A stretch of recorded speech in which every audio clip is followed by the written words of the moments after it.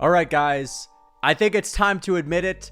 It may be true. It may be real because I was sweeping the entire card. I had every single fight predicted correctly up until the main event.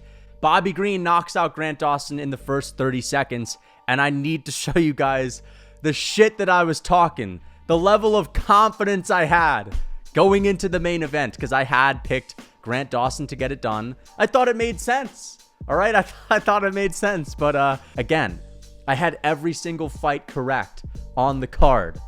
I was talking to the MMA gods. I swear to God, I was beckoning them on and talking about how, like, bro, I'm getting this 100%, about to sweep the card. Grant Dawson's gonna get it done. I'll show you guys some of the clips. No, but this is the reality. October 7th, okay, 2023, Lucas Tracy MMA was the best prediction artist on the face of the earth.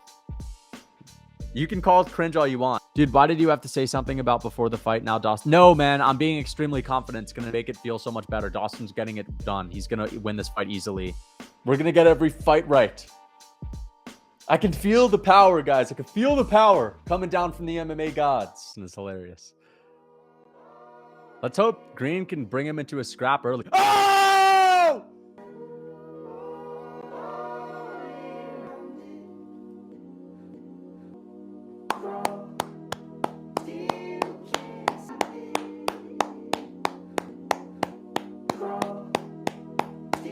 What the hell is happening?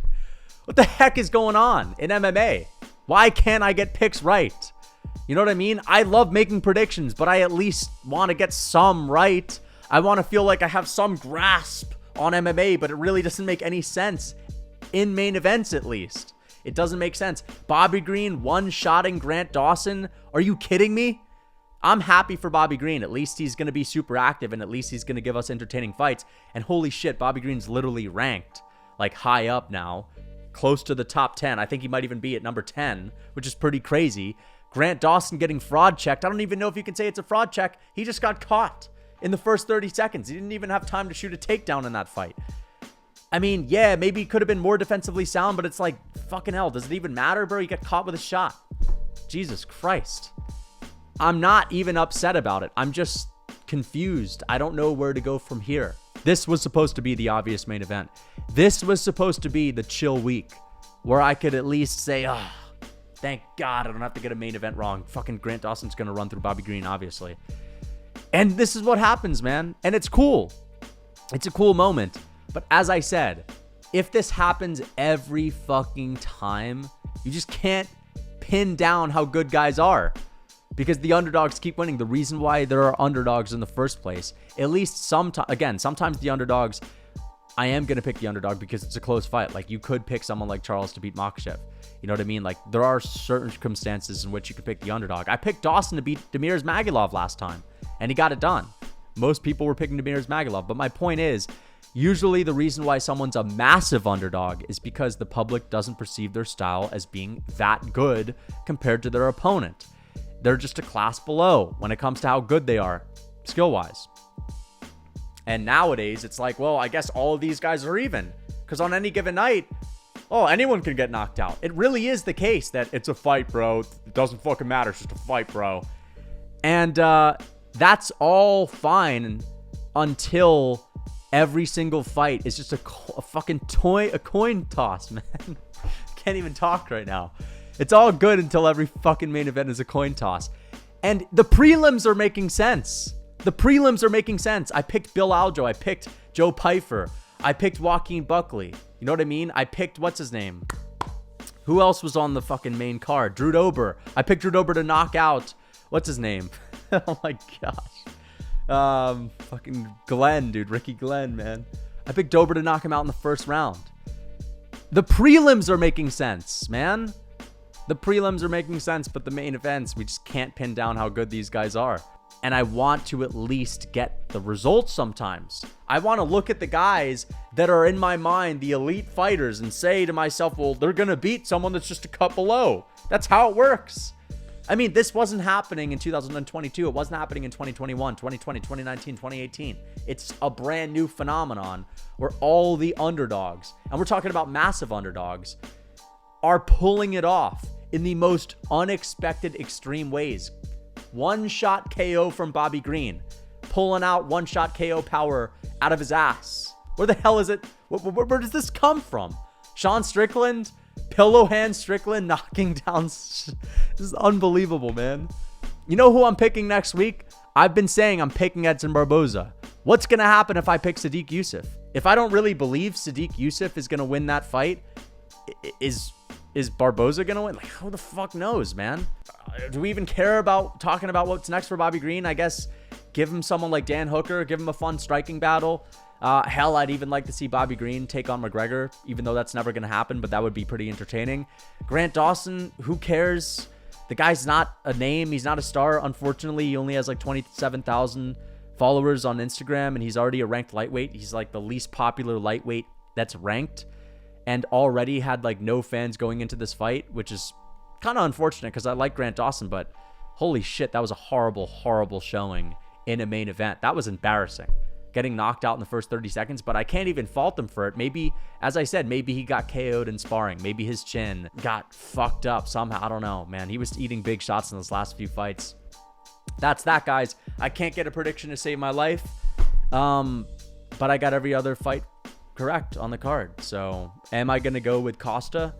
Maybe I have to go with Costa because I actually want Khamzat Chimaev to win. I actually want Khamzat to win. You know what I mean? I'm not just picking him because I like Khamzat and I don't like Paulo Costa, but I'm picking him because I think he's going to win. And I view Khamzat as a guy whose style just has a little bit more class. His style is more elite. I don't like it when these guys that are seen as just being cut below, they're not really elite, get the job done so many times, because then what we think of as elite doesn't really make sense. Everything's just watered down. I don't like the idea of a guy that's like ranked at number 16 could be right up there with the guy that's number 1 in their game. Like, this is what MMA is starting to feel like. It's starting to feel like it's just random. It really is just random at this point. I swear to God, it is. And yes, there is some kind of a Lucas Tracy curse this fall, because it wasn't happening earlier this year. People were coming at me for my picks earlier on this year. None of this shit was going on. I picked Volkanovski. I picked Aljamain Sterling to beat Henry Cejudo. You know what I mean? I made some good picks this year, man. But like, I can't get any of them right. Now, fucking hell, man. And of course, there's going to be some people in my comments saying, bro, you didn't get anything right, bro. You can't get anything right. And I got every single pick right on this card up until the main event. Just I can't get the main event right, you know, as I get more confident, because I was getting cocky. You guys saw the clips. I was getting cocky before the main event. The cockier I get, the more potent the curse gets, apparently. And it is what it is, man. Again, I don't know where to go from here as a content creator that's making MMA content, because I love making prediction videos. I mostly love breaking down fights, but I want to be able to say at the end of those videos, I think this guy gets it done. I think this guy gets it done. Because that's how I've done it ever since I started watching MMA, when I wasn't even making my predictions public. And things made sense. You know what I mean? We could at least try to pin down how good a fighter was. And nowadays, you know, we're going to have to say in hindsight, oh, well, maybe Grant Dawson was trash. But he wasn't trash. He was not trash. He was really good. He didn't show a single takedown in this fight because he didn't have time to do it, because Bobby Green knocked him out in the first round. But Bobby Green, like, when the fuck has he showed this kind of devastating KO power? Even him knocking out Al Iaquinta, it wasn't this impactful. You know what I mean?